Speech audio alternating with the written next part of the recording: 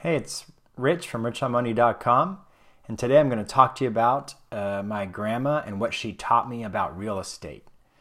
It's a pretty cool story. Before I get to that, let me first kind of talk quickly about who I am. Again, Rich Carey, richonmoney.com. It's a blog where I talk about real estate and investing, a conservative approach to real estate.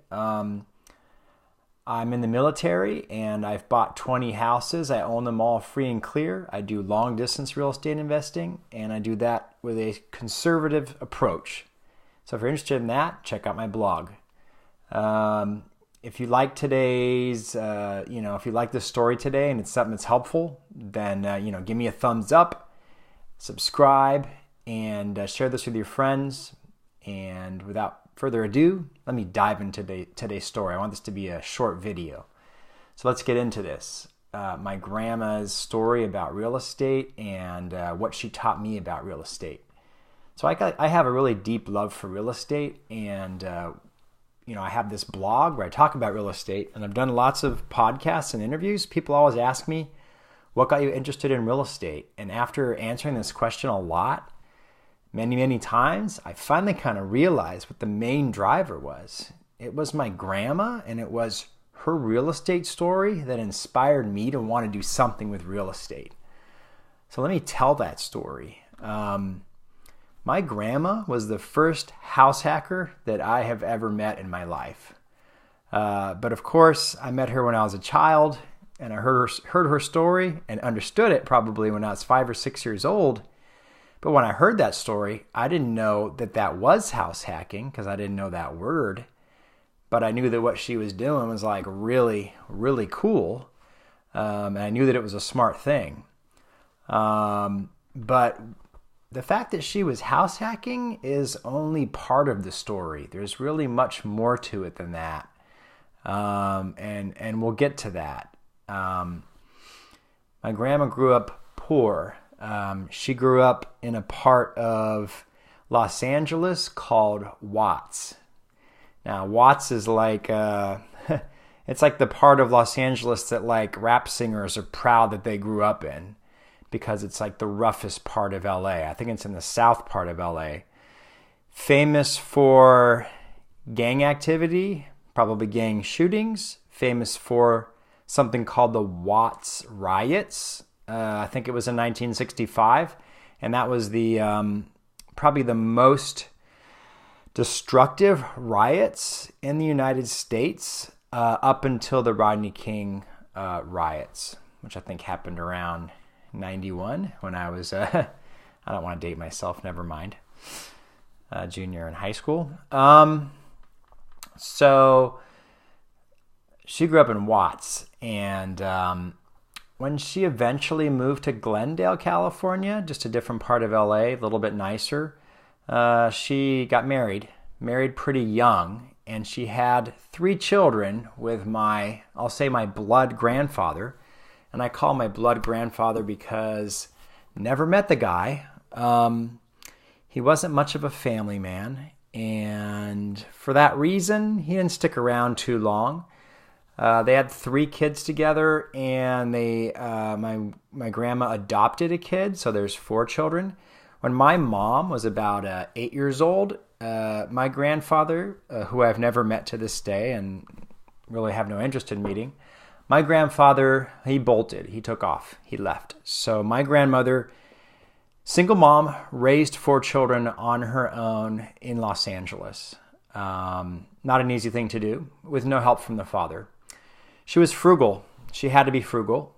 She worked at an insurance company in LA, and she owned a house. I think that they bought it when they were still married, but and it was they're paying it down.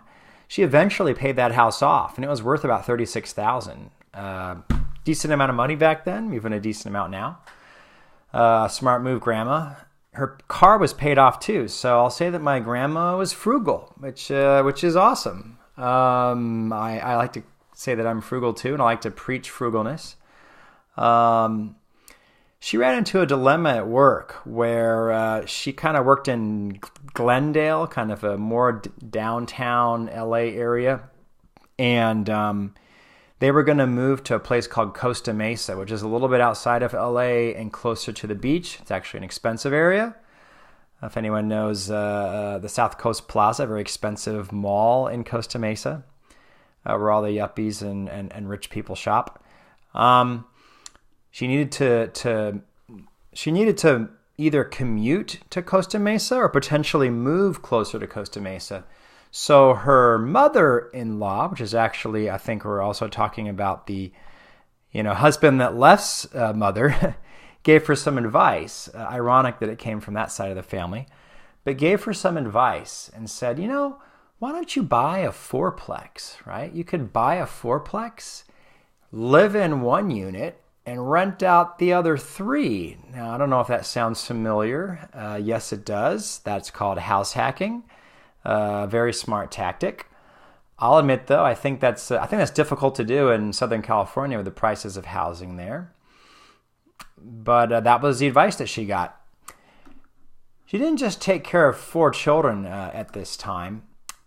She also took care of. She took care of her father as well. Her father was getting old, and he was living with them at that time. And he was set in his ways, and he was sort of someone who sort of didn't believe that women. He told her this. Women shouldn't own. Women shouldn't be investing in houses. Women. A woman shouldn't do something like that. A woman's place is in the home. He was always kind of against her doing anything to improve herself. Women shouldn't go to school. Women shouldn't be investing. Women shouldn't be trying to better themselves. Their places in the home. So he always kind of encouraged anything that she did to better herself. Luckily, she didn't listen to that. So she sold her house in Glendale for $36,000. And then she took $25,000 of that as a down payment on a $75,000 four-plex in Costa Mesa.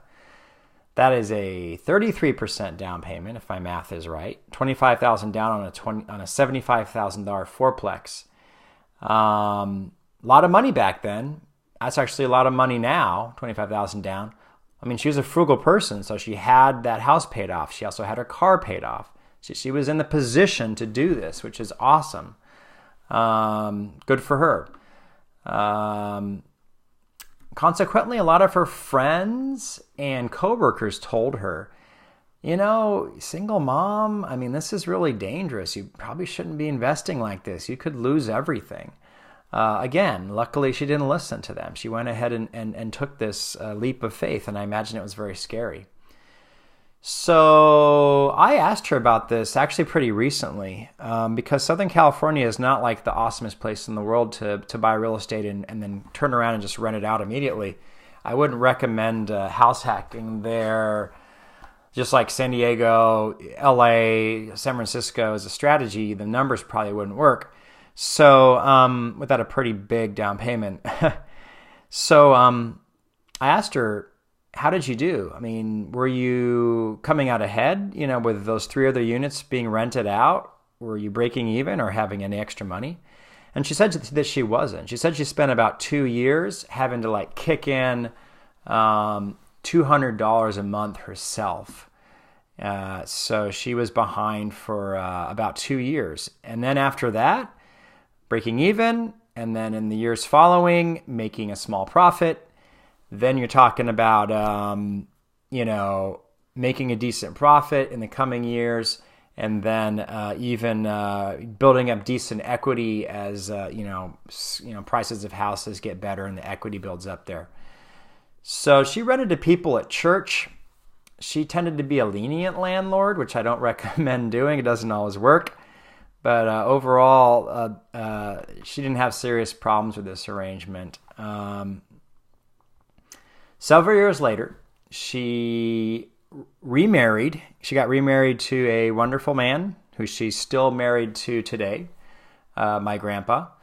And they moved away, and they moved to Anaheim. And shortly after that, they moved to Santa Ana, an area called Santa Ana. Shortly after that, they paid off that house, and then they, after that, it cash flowed quite well. So that property provided a steady cash flow, for a large part of her life, and pretty much allowed her to pay for her bills, pay for her living expenses, and be helpful to her family, which unfortunately, I know my parents and other people in our family needed a lot of help, and be helpful to people in her church, and be helpful to other people, friends, and other people that she wanted to help. It gave her the money to do all of those things throughout her entire life. On top of that, it provided generational wealth for her life, where she has the money. On top of all that cash flow, she has a large sum of money, like, a lot more than $1 million, I think closer to $2 million, to leave to her heirs when she passes away. So, and it all came from that brave decision for her to purchase a property over 50 years ago, even over the objections of her father and her friends. She had brave enough to do that, and I think that was such an important decision for her. It made such a massive difference in her life. Just that decision empowered her so much and gave her so much in her life. I think that real estate did so much for her, and real estate, on top of her own bravery and overcoming the obstacles in her life, she was able to accomplish so much, and that's something that I admire her so much for. So she is a role model to me and a mentor to me, and I'm extremely impressed with her. So that's my grandma's story, and I wanted to share it with you. Again, if you enjoyed this today, please subscribe to my channel. Please give me a thumbs up. Share this with whoever you think would enjoy it. And thank you for listening, watching.